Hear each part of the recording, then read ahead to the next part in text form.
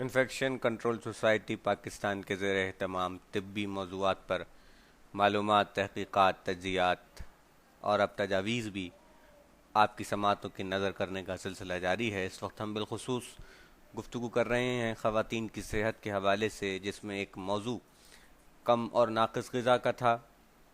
غذا کے حوالے سے ہم نے کئی لیکچرز آپ کی سماعتوں کی نظر کیے کہ اچھی غذا کون کون سی ہے، کس طرح آپ کی صحت پر اثر انداز ہوتی ہے، ناقص غذا سے کیا بیماریاں ہوتی ہیں۔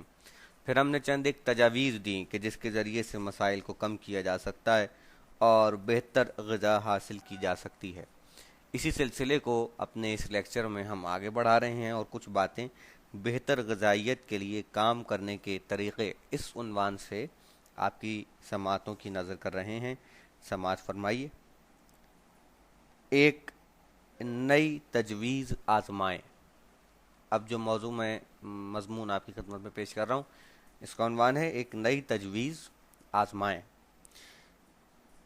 اس لیکچر میں دی گئی ساری تجاویز ضروری نہیں کہ آپ کے علاقے میں کارآمد ہوں۔ ممکن ہے کہ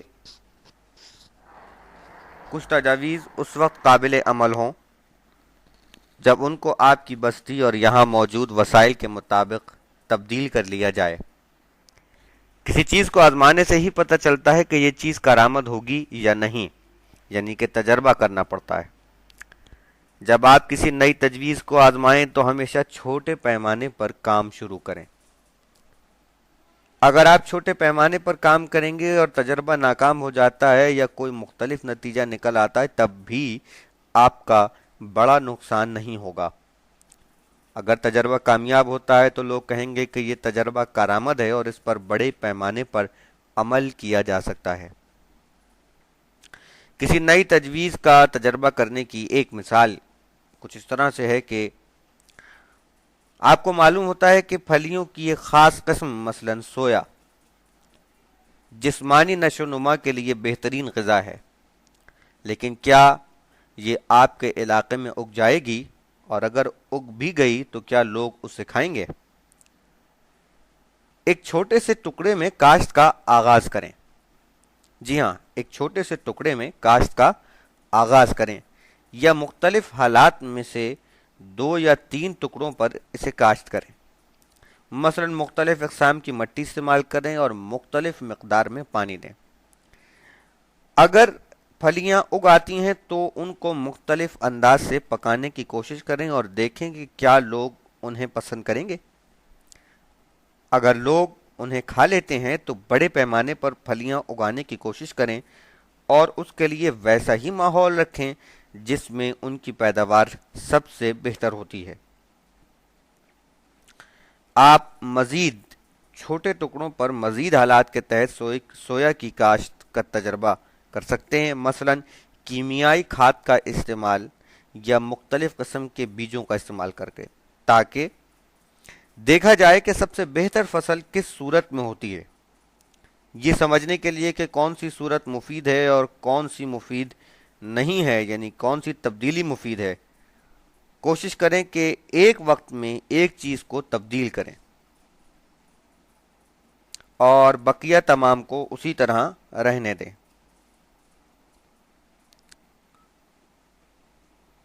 مثال کے طور پر حیوانی کھاد یعنی اینیمل فرٹیلائزر شامل کرنے کی ایک مثال دی جاتی ہے، تاکہ دیکھا جائے کہ اس سے پھلیوں کو بڑھنے میں مدد ملتی ہے یا نہیں۔ ایک فرد نے پھلیوں کی بیلیں زمین کے چھوٹے چھوٹے کئی قطعات یعنی ٹکڑوں پر لگائیں۔ ہر ٹکڑے کو یکساں پانی، دھوپ اور ایک جیسے بیج ملے۔ کاشت کرنے سے پہلے ہر ٹکڑے کی مٹی میں کھاد کی مختلف مقدار شامل کی گئی۔ غور فرمائیے، کاشت کرنے سے پہلے ہر ٹکڑے کی مٹی میں کھاد کی مختلف مقدار شامل کی گئی، جیسے ایک ٹکڑے میں بغیر کسی کھاد کے اس نے لگا دیا، دوسرے میں کھاد کا ایک بیلچہ شامل کر دیا، تیسرے میں 2 بیلچے، چوتھے میں 3 بیلچے، پانچویں میں 4 بیلچے اور چھٹے ٹکڑے میں 5 بیلچے کھاد کے شامل کر دیے۔ اب جب نتیجہ آیا تو دیکھا گیا کہ جس ٹکڑے میں 3 بیلچے کھاد کے شامل کیے گئے تھے وہاں سب سے اچھی فصل اگی اور سب سے اچھی پھلیاں اگیں۔ इस तजर्बे से मालूम होता है कि एक खास मकदार से तो खाद मददगार होती है, लेकिन बहुत ज़्यादा मकदार में खाद दी जाए तो भी पौधों को नुकसान पहुंचा सकती है, या बहुत कम खाद दी जाए तो भी पौधों को नुकसान पहुंचा सकती है।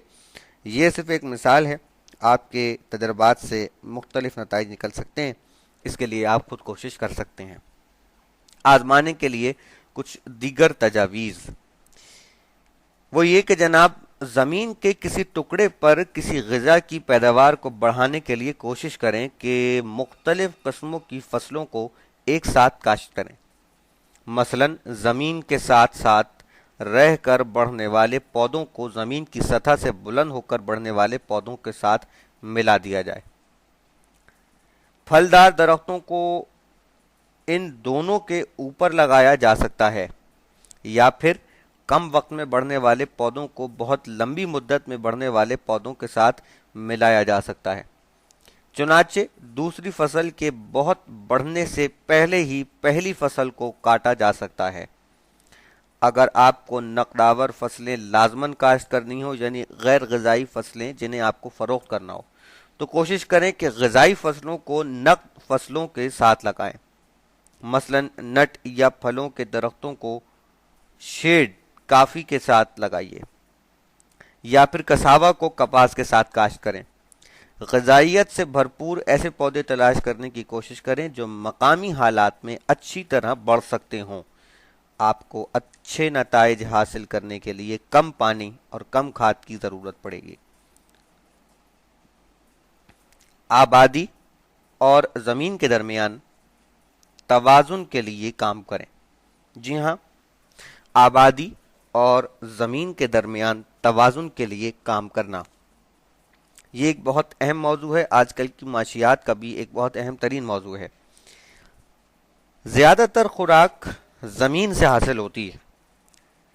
जिस ज़मीन को अच्छी तरह इस्तेमाल किया जाए वो ज़्यादा ग़िज़ा तैयार कर सकती है, लेकिन बेहतरीन तौर पर इस्तेमाल की गई ज़मीन भी एक ख़ास मकदार में लोगों के लिए ग़िज़ा तैयार कर सकती है।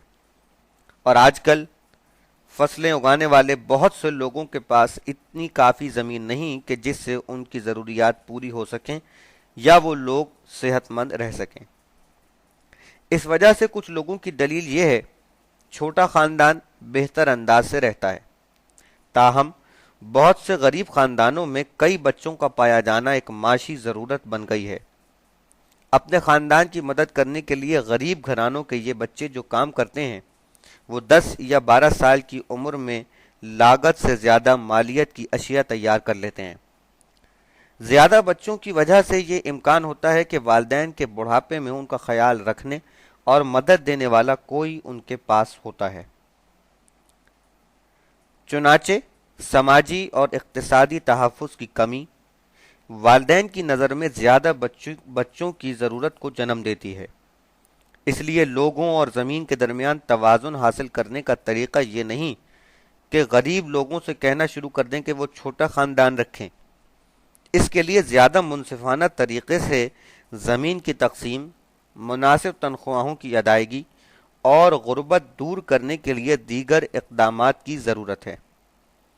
सिर्फ ऐसी ही सूरत में लोग छोटे ख़ानदान को बर्दाश्त कर पाएंगे, तब हम तवक्को कर सकते हैं कि हम लोगों और ज़मीन के दरमियान एक पायदार तवाज़ुन कायम रख सकेंगे।